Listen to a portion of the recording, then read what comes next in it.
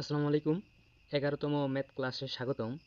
আর অনেকেই দেখতেছি আমার ছাত্র ভাই বোনেরা বা ট্রাফিক পুলিশের কাজ করতেছো এবং রাস্তা পরিষ্কার করতেছো, খুব সুন্দর কাজ করতেছো তোমরা। কিন্তু তোমাদের প্রতি আমার দৃষ্টি থাকবে, তোমরা একটু লেখাপড়ায় মনোযোগী হও, প্লাস পাশাপাশি তোমরা ওই কাজ সকল করো। কারণ দেশটা আমাদের, আমারও করা দরকার, তোমারও করা দরকার। তাই নিজের লেখাপড়া একদম নষ্ট না করে আংশিকভাবে একটু লেখাপড়ার সাথে জড়িত হও। দেখো, সারাদিন কাজ করে তুমি ক্লান্ত হয়ে যাবে, কিন্তু দিন শেষে তোমাকে বাড়ি ফিরতে হবে এবং পরীক্ষার খাতায় তোমাকেই লিখতে হবে। তাই আপাতত 10টি করে মিনিট দিয়ে কিছু একটা শিখো। তাহলে যাই হোক, আমরা এই দশম ক্লাসে 11তম ক্লাসে একটা নতুন ম্যাথ নিয়ে আসছি।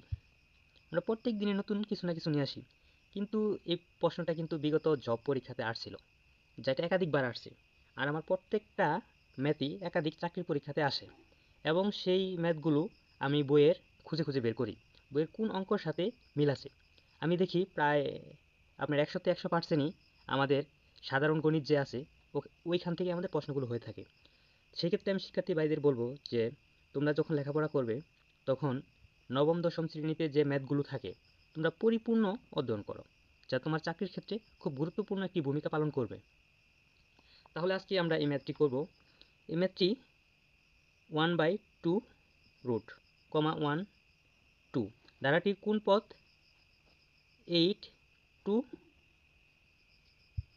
রুট হবে।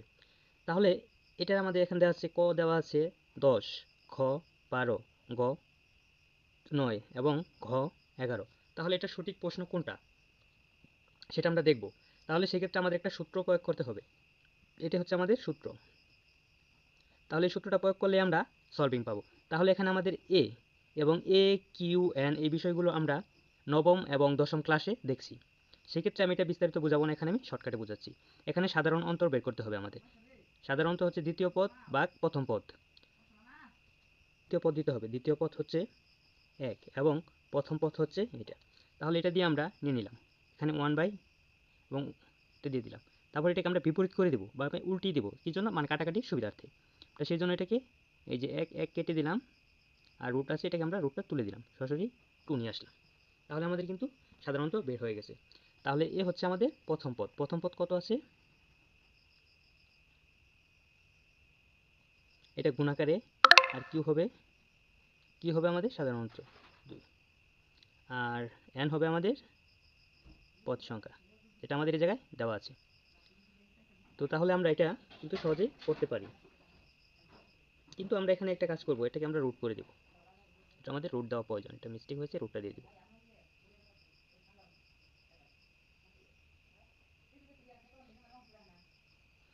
তাহলে এটা দেওয়ার পর আমরা এটাকে উভয় পক্ষ দ্বারা গুণ করে দেব। 2 দ্বারা আমরা উভয় পক্ষকে গুণ করে দেব। তাহলে যদি আমরা গুণ করে দেই তাহলে আমরা ফলটা পাবো,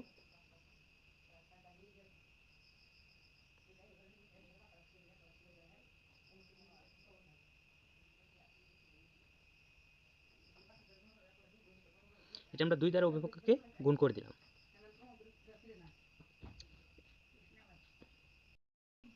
তাহলে 2 দ্বারা উভয় পক্ষকে গুণ করে দিলাম, দেওয়ার পর আমরা যে ফলটা পাবো এখন, সেক্ষেত্রে আমরা ফলটা শর্টকাটে সুন্দর করে লিখতে পারবো। তাহলে সেক্ষেত্রে হচ্ছে আমাদের দিতে হবে, এখন আমরা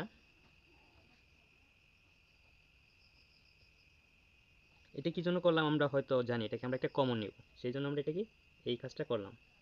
যদি কমন নেই বা কাটাকাটি করে আমরা কেটে ফেলতে পারবো, সেক্ষেত্রে আমরা এটাকে এভাবে নিয়ে আসলাম। তারপর এটাকে আমরা শর্টকাটে করার জন্য এখানে আমরা সংখ্যাটাকে নিয়ে আসবো এখানে। আর এটা মাইনাস যেহেতু আছে, সেটা আমরা বিপরীত পাশে নিলে আমাদের কি হবে, প্লাস হবে। বিপরীত পাশে নিলে আমাদের প্লাস হবে। তাহলে এটা আমাদের অ্যান্সার। খুব সিম্পল একটা ব্যাপার, আমরা কিন্তু অনেকে এটাকে ঘুরপাক করে অনেক বড় করে ফেলি, কিন্তু এটা অনেক বড় করার কোনো সুযোগই নেই। এটাই হচ্ছে আমাদের শর্টকাট টেকনিক। তো আমাদের এই সূত্রটাকে বুঝতে হবে, আর এই সূত্রটা বুঝতে হলে আমাদের নবম এবং দশম ক্লাসটা সুন্দরভাবে দেখতে হবে। তাহলে পরবর্তী ম্যাথে চলে যাই। এটাও একটা গুরুত্বপূর্ণ ম্যাথ, যা আমরা কখনো করি নাই। এই সূত্রটা আমাদের সম্পূর্ণ নতুন আসছে। এখন এই সূত্রটা আমরা প্রয়োগ করব। 6টি পরপর পূর্ণ সংখ্যা দেওয়া আছে, মানে 6টি পরপর পূর্ণ সংখ্যা, যেমন 1 2 3 এরকমভাবে দেওয়া আছে আর কি, ধরেন 6টা দেওয়া আছে। আমি সেটা লিখতেছি। এখন এই প্রথম তিনটির যোগফল 27। এখন এই বাকি তিনটার যোগফল আমাদের বের করতে হবে। এরকম যদি কখনো হয় সেক্ষেত্রে আমরা কি করব, যদি পর কথাটা উল্লেখ থাকে তাহলে সেক্ষেত্রে আমরা 2s equal s1 plus n square, তাহলে এটা আমরা দিয়ে দিব। এটা কি করতে গেলে আমরা শর্টকাটে, এটা হচ্ছে নির্ণয় যোগফল, এই এসটা হচ্ছে নির্ণয় যোগফল, আর এই s1টা হচ্ছে আমাদের প্রদত্ত যোগফল, মানে যেটা আমাদের দেওয়া আছে বর্তমান ওই প্রশ্নের মধ্যে সেটা। আর এখানে হচ্ছে মিলন সংখ্যা বর্গ করতে হবে। এখন মিলন সংখ্যা কত, মানে আমাদের কয়টা সংখ্যা বের করতে হবে, এটা কি আমরা কিন্তু মিলন সংখ্যা হিসেবে গণ্য করব। তাহলে মিলন সংখ্যা বলতে এখানে কি 3কে বোঝানো হয়েছে, এই 3কে আমরা বর্গ করব, মানে স্কোয়ার করে দিব। বর্গ করলে এখানে হচ্ছে 3 আছে, এটা কেন 2 হবে, তাহলে এটাকে আমরা 3 গুণন 3 করলে যে একটা ফল পাবো সেটা আমাদের বর্গ হয়ে যাবে। তাহলে এখন আমরা এটা করব। তাহলে এই সূত্রটা আমরা শুরুতে লিখে নিলাম।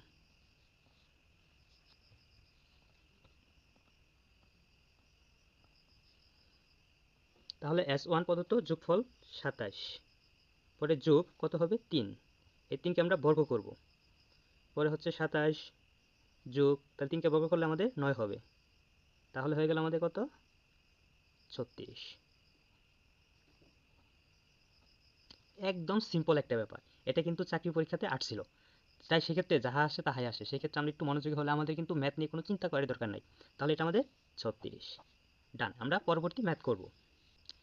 অনেক ভাই কমেন্ট করে, কিছু কমেন্ট করে খুব দুঃখজনক, যে কমেন্টগুলো আমার খুব মানে কষ্ট লাগে, যে বলে ভাই আপনি তো কোনো ম্যাথে আমি কোনো প্রশ্নে খুঁজে পাই নাই। ভাই তুমি কি খুঁজছো, তুমি না খুঁজে এরকম উল্টাপাল্টা কথা বলাকে। এই যে আমি এখন যে ম্যাথটি করব, এই ম্যাথটি আপনার হচ্ছে 18তম বিসিএস পরীক্ষাতে, মানে বাংলাদেশ ক্যাডার, মানে যেটা হচ্ছে প্রথম গেটের চাকরি, 18তম পরীক্ষাতে আপনি প্রশ্নটা আজকে সার্চ দেন গুগলে পাবেন, সেখানে আপনি চেক দিবেন, যদি ম্যাথটা না থাকে সেক্ষেত্রে আপনাকে আমি 1000 টাকা দিয়ে দিব। তাহলে এখন আমরা সূত্র অনুযায়ী এখানে প্রথম 5টি সংখ্যার যোগফল বের করব, বা দেওয়া আছে আমরা শেষ 5টি সংখ্যা বের করব। তাহলে সেমে কিভাবে,